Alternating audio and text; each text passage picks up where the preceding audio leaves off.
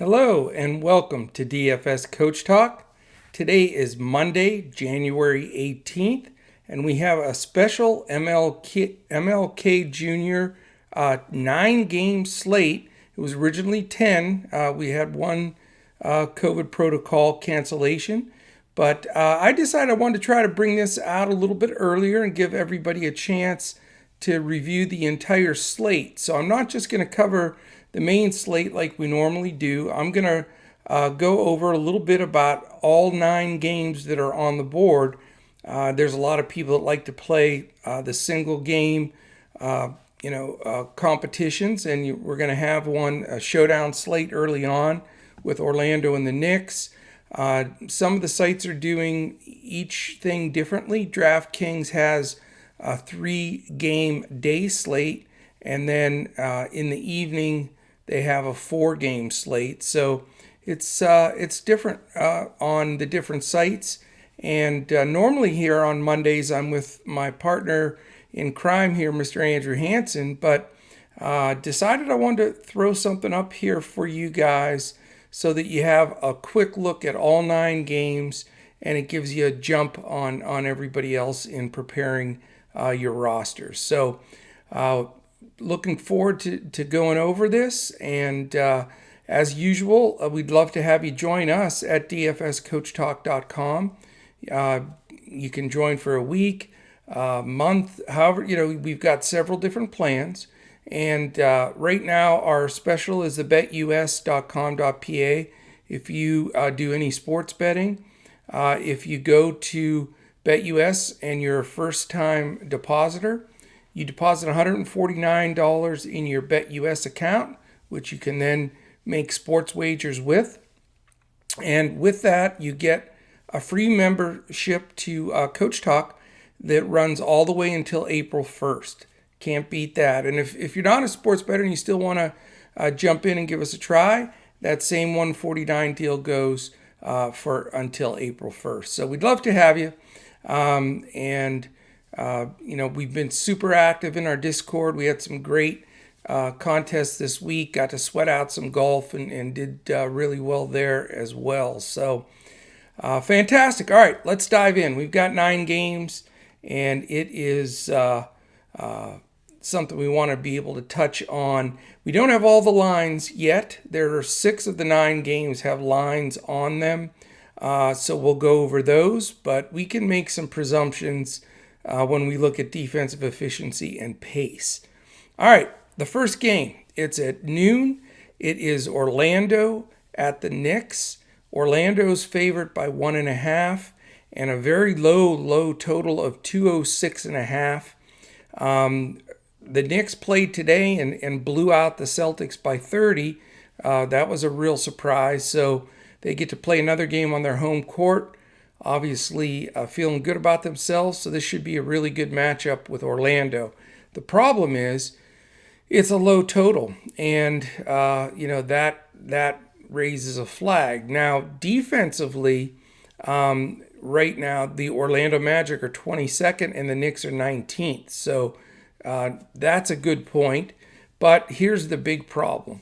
We've got Orlando, the 19th pace, and the Knicks have moved into dead last. They're 30th. So the ball is not going to be moving fast, hence the total of 206.5, which is definitely a little bit of a concern. So one thing we can say, though, Orlando, Cole Anthony starting to improve at the point, starting to put up some DFS numbers, and he's getting big minutes. 2 options certainly are Aaron Gordon and Vuk. Vuk's been fantastic, of late, but extremely expensive. So it's a big pay up for this low of a point total game. For the Knicks side, really it's been the Julius Randle show, and then R.J. Barrett has done pretty well also. But again, we're talking about a lower pace game and a back-to-back. This is the second night. So, for me, I just don't see going up in price there. Cole Anthony is somebody I'll look at on the Orlando side because his price is really good. Elf Payton's price is good too. They've raised it a little, but not to really where it should be.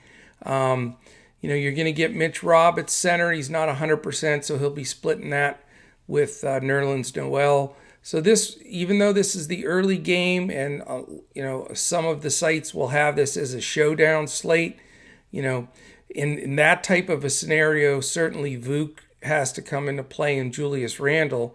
They're both very expensive, but they do dominate the DFS points for both their teams. And you can put in some value around them with Cole Anthony, maybe a little bit of Reggie Bullock, and Elf is an option as well. One other option too is Quickly off the bench for the Knicks. He's just tearing it up. He was their go-to guy for some of that Boston game when they pulled away today. So very interesting and a tough game. Not loving it. And if there's an all-day slate you can play, I would steer clear from this one. All right, the second game. It's 2:30 Eastern. And this one has the BetUS.com.pa line of Atlanta -8. And it's a 227.5 total. So a nice total. Minnesota's 3-8. The Hawks are 5-7. So you've got, two teams that are needing a win for sure. Minnesota is 29th in the league defensively. Atlanta, believe it or not, is 13th. They've improved on that side. The thing that's really exciting about this game is Minnesota is the 7th quickest pace in the league and Atlanta 12th. So they're going to get up and down. D'Angelo Russell likes to push the ball for Minnesota. Obviously, Trey likes to push it. He's coming out of his slump a little bit and certainly gets to go against a team here that does not defend well and is without Cat, who unfortunately now has COVID himself. So, Minnesota's certainly a team that can get blown out. That's my only concern here. But Minnesota does not defend the pick and roll very well, and Trae Young does that a lot with Capella and Collins. So Trae Young is certainly very, very interesting here. Again, hopefully it stays close enough that he gets a decent run. But Minnesota is not good.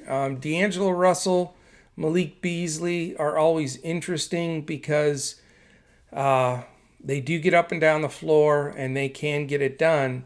But their prices are high. So you got to weigh that as well. But if it stays close, it's probably, for the most part, going to be the two of them that keep them in it. They are shorthanded. Rubio's also out, Hernan Gomez. So their rotation's going to be short. So you're going to get extra minutes. Guys like Vanderbilt are a huge value play. He should get a lot of minutes, as well as Naz Reid, who has played some good ball in stretches this year. So there is some good value plays on that side. On the Atlanta side, Cam Reddish is a game time decision. Gallinari has a slight chance of being able to play. But after that, really, it's their expensive guys. Trae Young's terrific. DeAndre Hunter has been really consistent. His price has gone a little higher than I would like, but small forward's a little thin. He's certainly an option. Collins and Capella, Capella's not a bad price. He was in a smash spot this last game and got it done, but that was against Cantor. So, we don't know what all's going to happen there.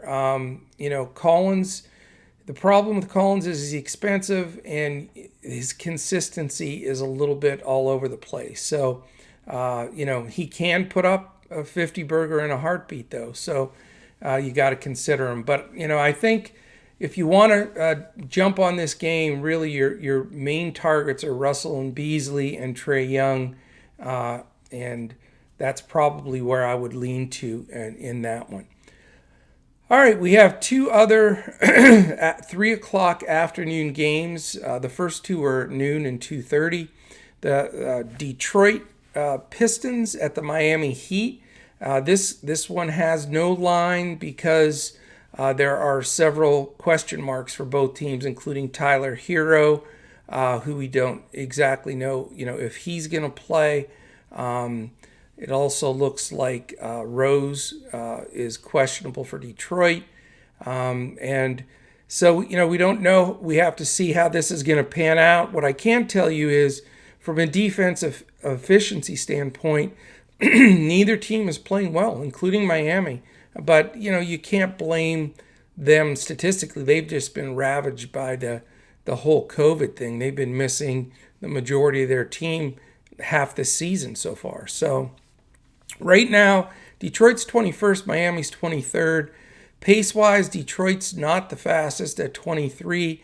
Miami does push the ball up the floor, but if Hero's out, that will slow down a bit for sure. On the Detroit side, Jeremy Grant's been an absolute super stud. They paid him the big money.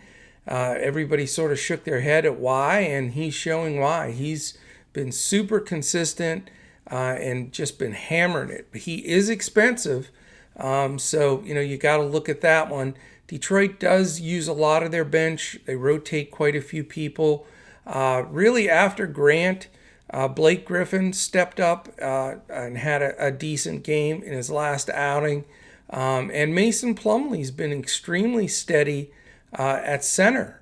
His statistics, scoring the ball enough with his rebounding and everything else he does on the floor, to be somewhat of a good value, if you want to use up your center spot. That's the tough part. Really, after that, there's just a lot of rotation. Josh Jackson, Dimbuyu, and a bunch of the other guys they rotate in. Not feeling real strong on this big of a slate with having to go to those guys.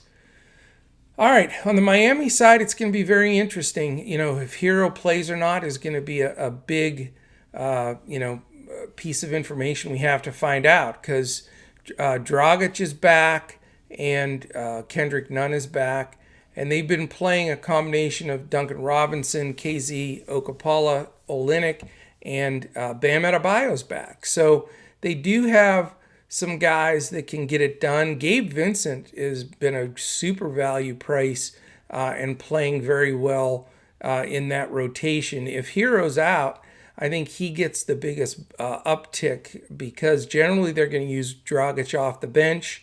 And Detroit doesn't defend well. Detroit, again, 3-9, Miami 4-7. So these teams need to get after it. We need the Hero news. Gabe Vincent in play for sure. Duncan Robinson's been shooting it well. Bam has to face Plumlee here. And, Plumlee's not a bad defender. Bam is so much quicker, and he should be able to get around him. He should also be able to hit that mid-range shot. But again, you got an uptick in price for Bam, but worth a consideration.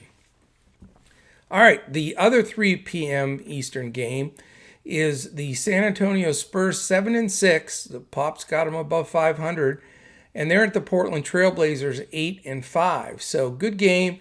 Tough, it's sad to see Nurkic out with a broken wrist after all the injuries he's had to deal with. And now we have CJ McCollum, who that really stings because he didn't come back out and play the second half the other day when we had him, and we were ready to just smash it. But his sprained foot, he's more than likely out for this game.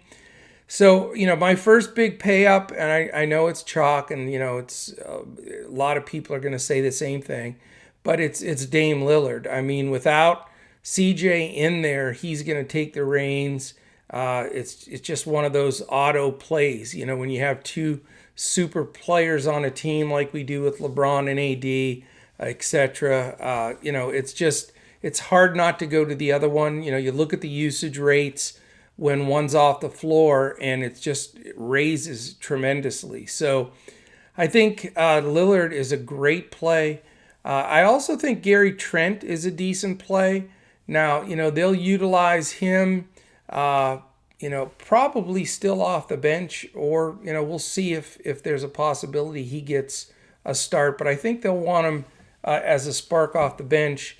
But, he's a very good value price and could get a decent amount of those extra minutes that CJ is leaving out there. So I like those two guys. Covington's been just a head scratcher throughout the entire year. We've used him quite a bit because he's got so much upside and he's so cheap. But, I saw him brick multiple threes in the last game, and I'm really tired of chasing old Rocco. So I'm not going to go there.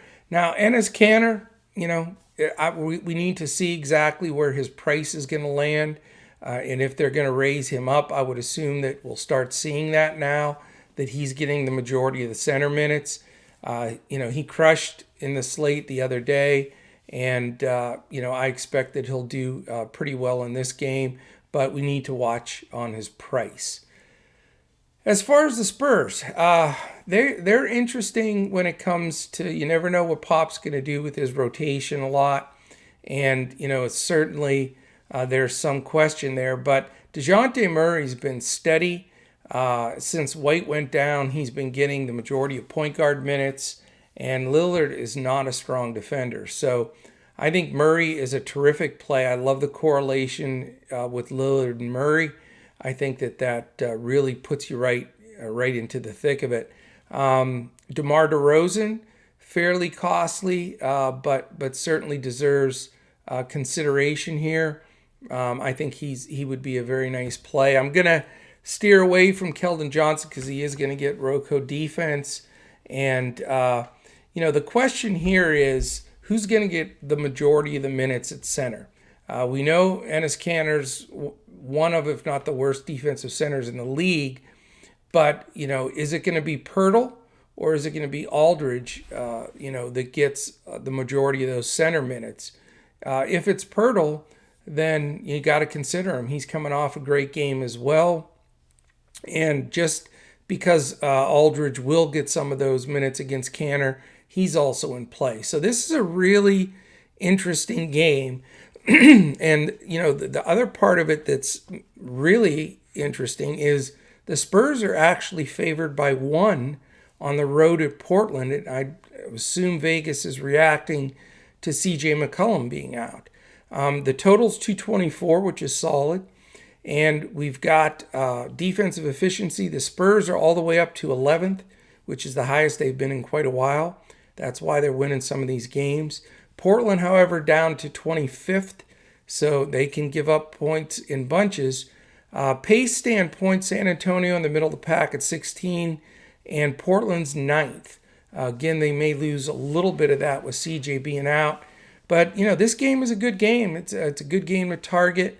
I think you can feel comfortable going up and spending for Lillard, Murray, Aldridge, those kind of guys. And then there's also some good value with Trent, Kanter. Those two particularly, I think, are really the ones that will step up. So not bad, and a game that I am going to have some exposure to. All right. We go to Game 5. It is a 5 p.m. Eastern game. It is the Phoenix Suns at 7-4, at the Memphis Grizzlies at 6-6. And this should be a fun game. This would be a good game to watch. You've got a couple of different things at play here. As far as Ja Morant came back the last game, played 32 minutes, I believe, and played well. So, you got to expect him to be right in the mix there. The BetUS.com.pa line on this game is Phoenix -3. It's a 223 over-under. Defensive efficiency, Phoenix is down to 16th. They've had a couple games where they slumped. Memphis is up to 4th. So they are locking some people down. Dylan Brooks gets after it. Slow-mo, Kyle Anderson is a good defender. Brandon Clark's been protecting the rim. And now the big news in this game, though, is Joe Val is out. He's hurt. I'm expecting probably the chalk play of the day as far as value goes, Xavier Tillman more than likely will draw the start at center, and he's going to get a lot of attention at that cheap price. I like him, but I love Brandon Clark. Clark shows when Jovel's off the floor, his stats go through the roof. He's, medium priced, not bad, but I think this is just a terrific spot for him to really shine against Phoenix in a home game that should stay close. So I don't want to spend up for Ja with Chris Paul defense, particularly in this game. So, on the Memphis side, I'm focusing on the two bigs in Clark and Tillman. From the Phoenix side, I'm also not going to go with the higher priced Devin Booker because I think he's going to get Brooks defense. Memphis being the fourth rated defensive efficient team, they have some good solid, they're well coached, and they have some good defensive principles that they use in sets that I think can give Phoenix a little bit of trouble. Now, DeAndre Ayton becomes interesting because obviously Xavier Tillman, this is going to be an extremely different situation for him to be thrown into. Can Ayton take advantage of that? We will see. You would think he'd be able to step up in a matchup like this, but he hasn't had a huge ceiling this year. He's somewhat consistent producing, but for the price that he is, you'd like to see him throw a 50-60 burger on the board once in a while, and it's just not there. So this is an interesting game. I think, as far as Phoenix, Mikal Bridges gets hot in stretches. Again, I respect the Memphis defense, so I'm not going to go strong on the Phoenix side. But I do think you can look at those Memphis bigs and possibly at Mikal Bridges as well. All right, we are halfway through. I'm going to take a little drink here. Actually, we're over halfway through. We're 5 out of the 9 games. And so hopefully this is going to give you an early look at the full MLK Jr. slate of 9 games that you can start getting prepared for and really get a jump on everybody else. All right. Game 6 is the game of the year so far. I'll just say it. It's a game of the year so far. It's the Milwaukee Bucks at the Brooklyn Nets. Kyrie Irving is questionable. So, he was fined to $50K. He sat out. There's a potential that he comes back for this game, which would really be fun to see he, Harden, and Durant out there against the Bucks. This is definitely more than likely a preview of the Eastern Conference Final. I'm going to go out there and say it. I just think these two teams are better than everybody else in the East. The Bucks are 9-4. Brooklyn's 8-6. But obviously, the Brooklyn's got a whole new situation. Somehow Harden left Houston, went to Brooklyn, and within 48 hours lost like 30 pounds, 35 pounds. I have no idea how, or, I'm also wondering if he was wearing stuff underneath his Houston warm-up to make himself look fatter, to try to push a trade. I don't know. Conspiracy theory there. I have no idea. But watching him on the floor for Brooklyn was like, that's not the same guy that was on the floor 2 days ago for Houston. So beats me. I don't know. It was a mind bender for sure. But this should be a phenomenal game. I mean, you've got two teams that are going to want to mark their territory and say they're the team to beat in the East. The game's in Brooklyn. Man, this is going to be a good one. Milwaukee is actually favored by 2.5. The line's up, which is surprising. I don't think Vegas thinks there's any chance Irving is playing based, on the line and putting the line out there. It very well may be, but he's listed as questionable right now, so we need to see that. And then if you look at the over under here, it's 238. So expecting fireworks from everybody everywhere. This is going to be the most watched game. It's a 7:30 p.m. Eastern game, and I'm sure people are going to want to stack it, and they're all expensive. But, Giannis, you got to expect is going to do phenomenal things. Middleton, and then Harden and Durant combined for, I believe, 73 real points the last game and like 135 DFS points, something ludicrous. But, again, without Kyrie there, Harden, Durant, it's hard not to want to play one of them. I would think there'd be some regression, though, because here's the thing. Defensive efficiency, they are 8th and 14th, respectively. So pretty solid in defense. But the thing, and the reason it's 238, and the reason you want to play these guys is they're 6th and 5th in pace.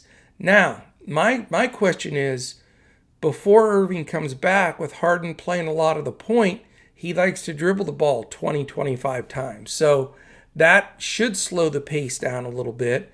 And we know Giannis, is a defensive player of the year candidate, every year.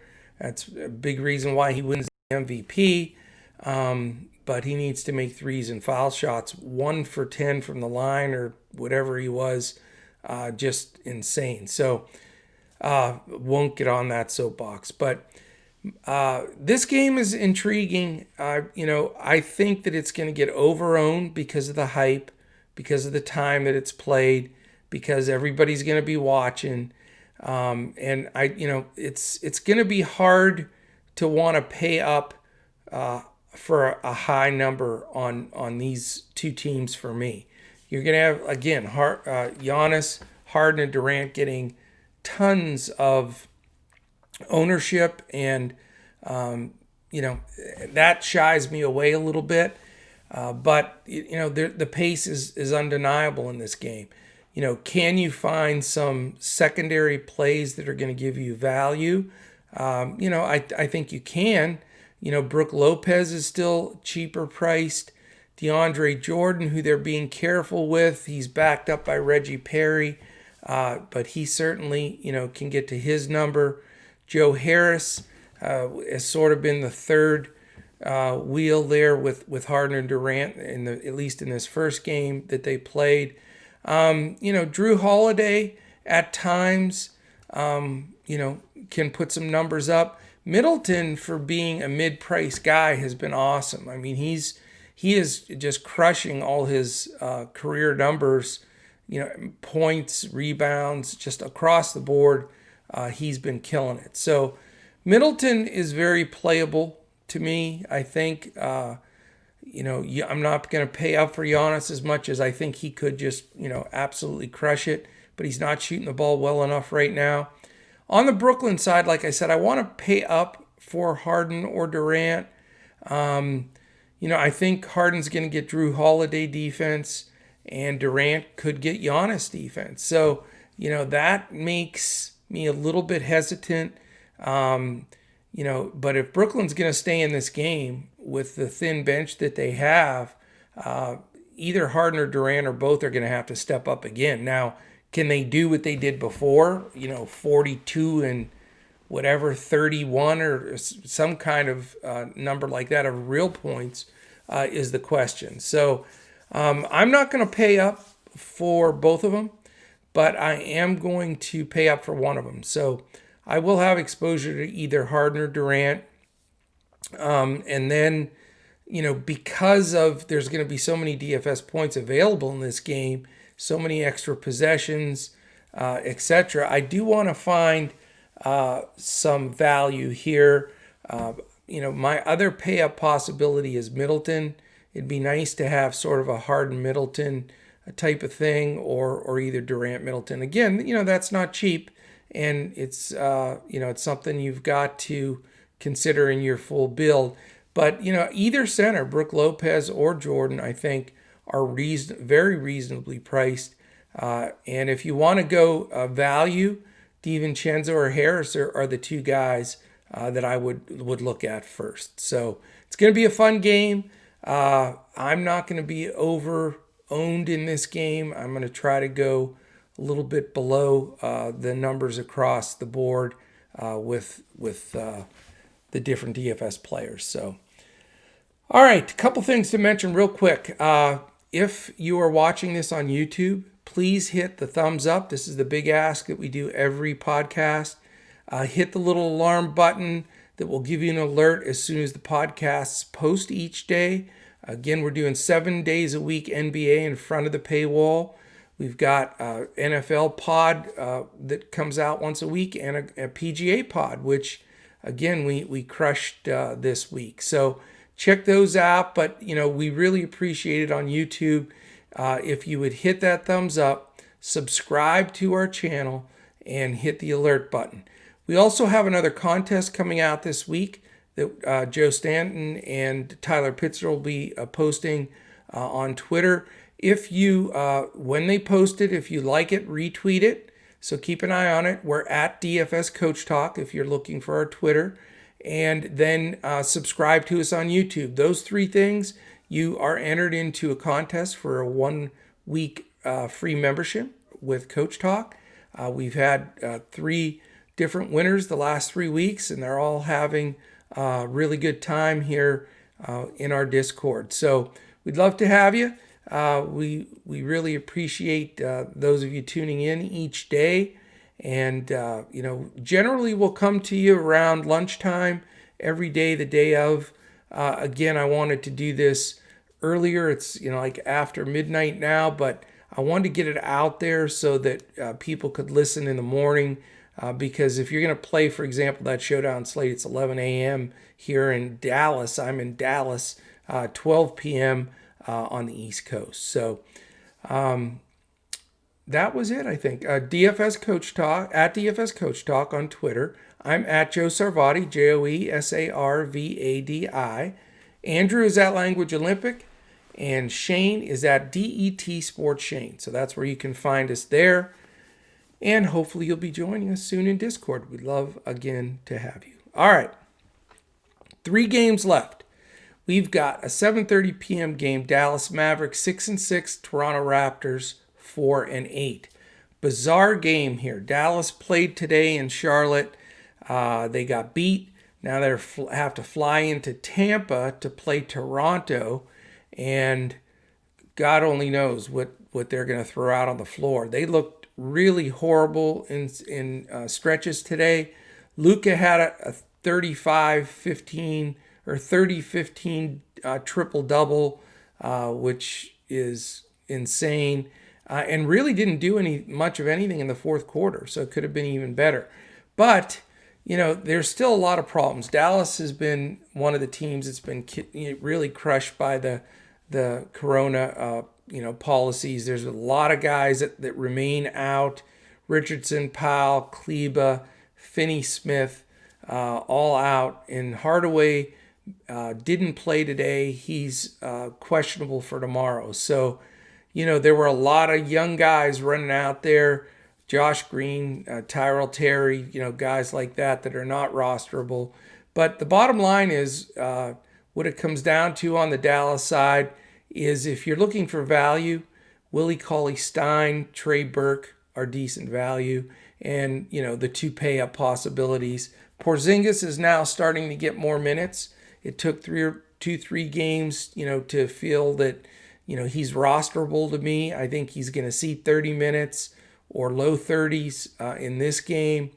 And, he's not shooting it really well. But if he does get hot, he's a slate breaker kind of guy. Now, the big question comes, obviously I've mentioned some guys throughout the slate here that I like. Now, if you're playing the main night slate, which is just the 4 games, this being the second, it's a different situation. Luka then is very much in play for that slate. If it's more of an all-day type slate, with trying to get exposure in different places, it becomes much more difficult. But he's obviously on a roll. He's obviously, usage-wise off the charts. And, the question is, though, here's the problem. It's against the Raptors, who are historically a very good defensive team and give Dallas a lot of trouble, but they haven't been playing that way. That's what makes it very odd. There's no line on this game yet because, I think of all of the crazy stuff with the Mavericks. They're going to wait and see what that is. But you've got Toronto playing a home game, even though it's in Tampa, but they're rested. Dallas flying in to Tampa to try to play tomorrow does not really look good to me for the Mavericks' hopes, which is a concern there. But the Raptors is sitting at 4-8 with the 20th ranked defensive efficient team in the league, which is sort of shocking. And Dallas is all the way up to second. I've got to give a shout out to that Mavs front office too. I mean, that was the weakness of the Mavs last year, is the defensive side of the ball, and they made several trades and draft picks that would help that area, and they're all the way up to second. Now, some of that is because Dallas has slowed the ball down. If you think Harden dribbles a lot, you're getting a ton of that with Luka smacking the ball into the ground. He does have KP back now on more of a consistent basis, which he desperately needs because it's like 1-on-5 when he's playing sometimes because just not a lot of support around him. So, Dallas with the second-rate defense, Toronto 20th, so, that confuses things a bit. But Dallas the 24th pace and Toronto 8th. So it is a bit of a pace up for the Mavericks. So I look at it this way. If, Porzingis is still a little pricey for me, but I think, it's a decent spot for him.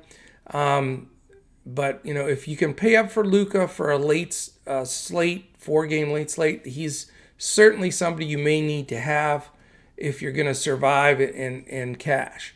So you got to look at him. Again, I think Burke. Cauley Stein is cheap. He's been steady, lots of double-doubles. He's been doing fine on that side of the ball. So, interesting plays there. And if you do want to pay up for KP, that's something different. Trey Burke, he's had a few off games. He's a little risky, but he also can get very hot. On the Toronto side, you have the two expensive guys in Lowry and Van Vliet. And, I have played one or two of those guys almost every slate because even though they're losing, Nurse plays his guys just a bundle of minutes and they get a lot of really solid DFS points.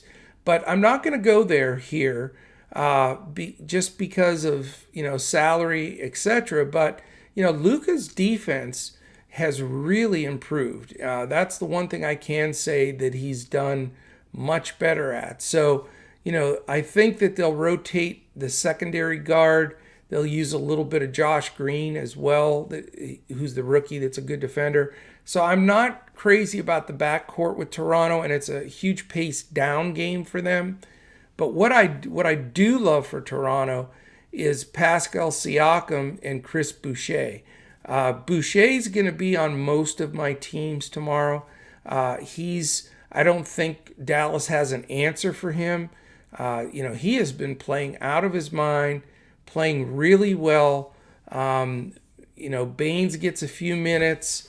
Len has not been playing. So it really is Boucher just smashing it. Now, he's expensive. I will say that, but I think that, I think you need his 50 burger tomorrow to really compete. And I think that this could be one of those games where he just really blows up the stat sheet. So Siakam as well. I think, I talk about it all the time. They run so much for him.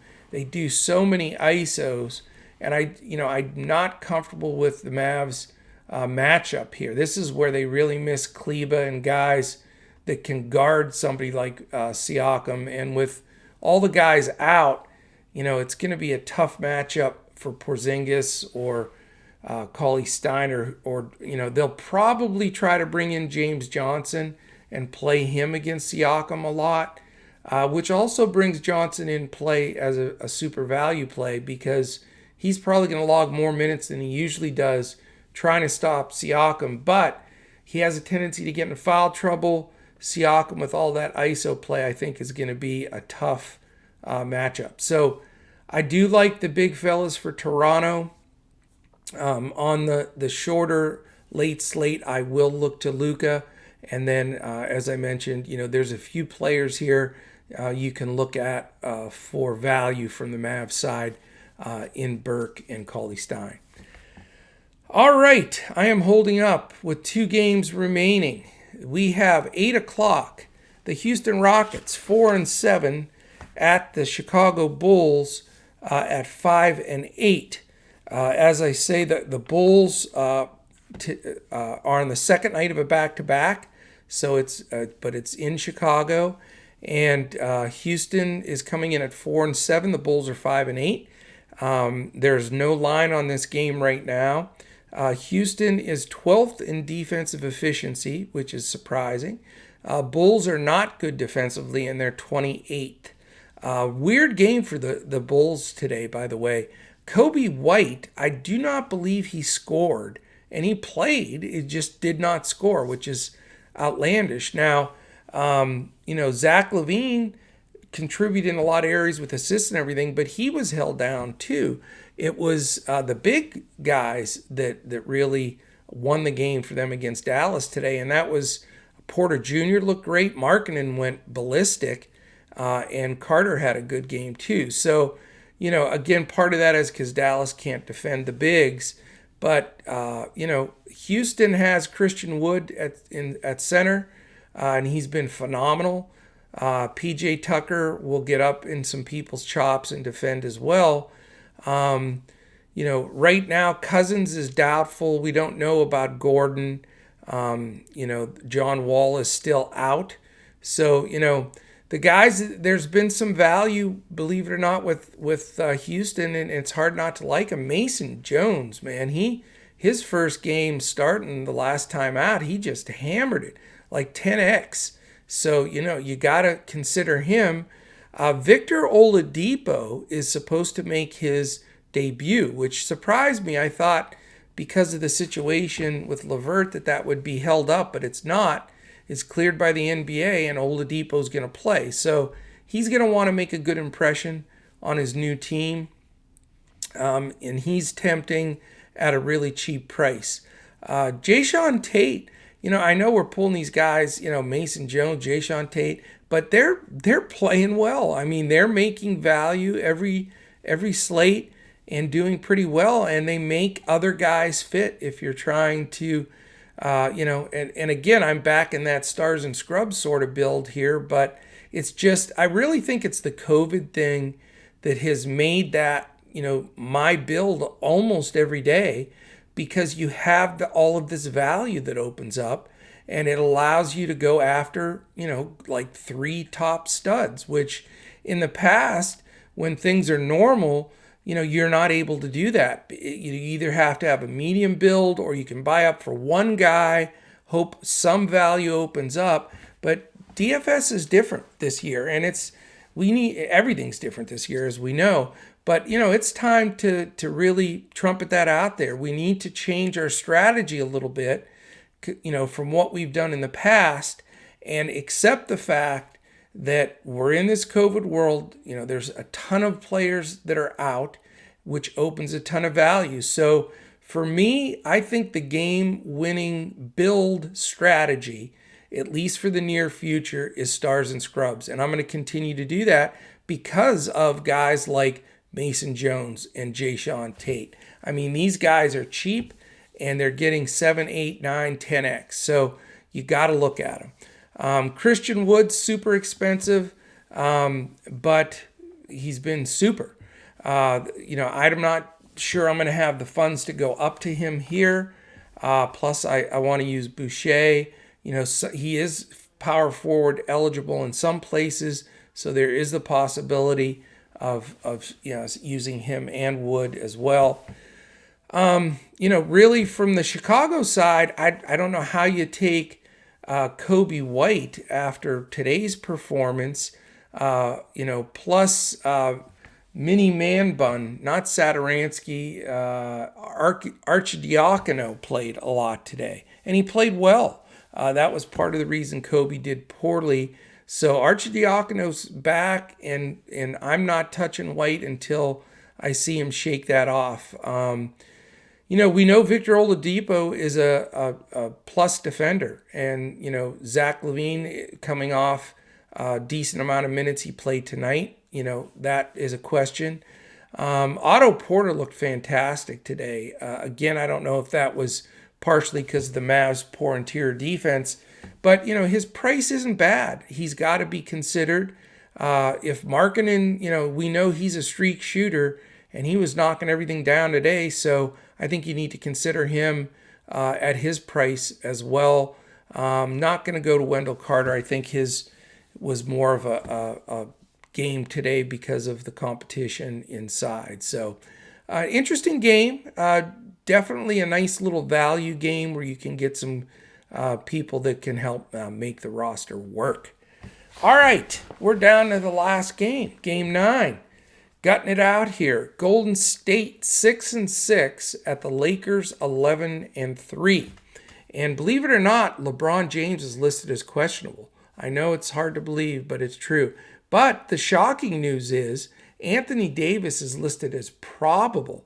So I don't know what happened. Their pencil broke and they didn't write it in right, but Anthony Davis isn't questionable. He's probable.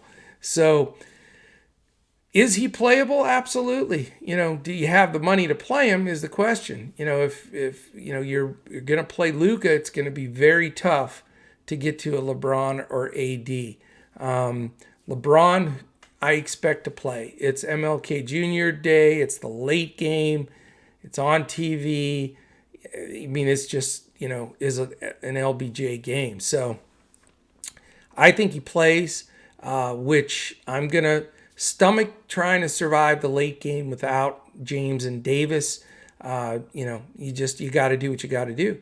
From the Golden State side, Curry, we know, he's run across some tough stretches where he's missed a lot of shots, but he also can get super hot. But this isn't this is probably my least favorite game on the slate, and it stinks because again, don't ever let the time of the game or national TV game or anything influence you. That's a really bad DFS rookie mistake. But this is the 10 o'clock game, sits alone. It's 2 hours later than every game. People are going to want to roster this game. I'm telling you, it's going to get over-owned, and I just think it's a terrible game. I think the Lakers blow this team out. Right now, the line is only Lakers -9, and it's 224 on the over-under. Golden State is the 17th ranked defensive team. Lakers have clawed their way back up to first. They are the best defensive efficient team in the league. Golden State is the second fastest paced team in the league, which, brings some interest into the Lakers guys getting more possessions. But the Lakers have played controlled ball with this really solid defense, and they're 17th. So, I see this as huge blowout potential. I think Atlanta may blow out Minnesota and LA may blow out Golden State. And, I know that sometimes it's not the greatest thing to predict blowouts when you're trying to build DFS lineups, but sometimes it's necessary, especially on large slates like this. So I'm going to try to avoid the expensive guys here in Curry, James, and Davis. And if I do have any exposure, I'll tell you, if you saw James Wiseman in his last game, that boy grew up. He's 19. He had a couple of dunks that were just insane, playing with a super high confidence level. But, Anthony Davis is going to be facing up against him part of this game. And I think AD, personally, for me, I'd like him as the best defensive interior player, even better than Gobert. So, that makes Wiseman a little scary, but his price is so good. Don't trust Draymond Green, especially with the interior defense of the Lakers. Kelly Oubre's sort of coming out of it, and can put some numbers up, but I don't quite trust him either. So, Golden State, I can't see myself going there. And again, on the Lakers side, Schroeder's been underpriced all year. I think he's playable in this game. If he gets enough minutes, he could really pay off price. After that, there's just too many guys, with Pope and all the rotation and Kuzma. I just don't think they fit on a slate like this. Super value play if you want, to take a shot at Marc Gasol. He and Harrell split minutes, which, for me, that somewhat eliminates them. But you can get a reduced price if you do need a extra value play. So that is it, my friends. I pushed out this 9-game slate for you, Martin Luther King Jr. Day. If you're playing early showdown or late main slate or whatever you're doing, I hope that this finds you and that it helps you build some winners. We'd love to have you join us anytime at dfscoachtalk.com. Check us out on Twitter, social media, and see if we can get it done. So I am going to get some sleep and get ready for this slate that for me here in Central Time Zone starts at 11 a.m. So it doesn't get better than that for me. 11 a.m. the first tip, and I'll probably be watching until around midnight with that Golden State Lakers game. I mean, it's basketball heaven. So let's enjoy it and make it even a lot more fun by crushing some DFS slates. Remember, you got late slate swap on all three, Draftkings, Fanduel, and Yahoo. So take advantage of that. You got to pay attention all day and night, but it's worth it when you can take down some of those nice tournaments. So hope you enjoyed it. Really enjoyed spending this time with everybody, and join us here at DFS Coach Talk, and I'll be on tomorrow with my man Andrew Hansen, and we'll be here breaking down some NBA. 2-game slate on Tuesday, though. It's going to be a snoozer. The two of us are going to be scratching our head with 2 games on the slate, but we're going to find winners tomorrow as well. So join us then, and thank you again for joining me. And we'll look for you tomorrow as we crush it in NBA DFS.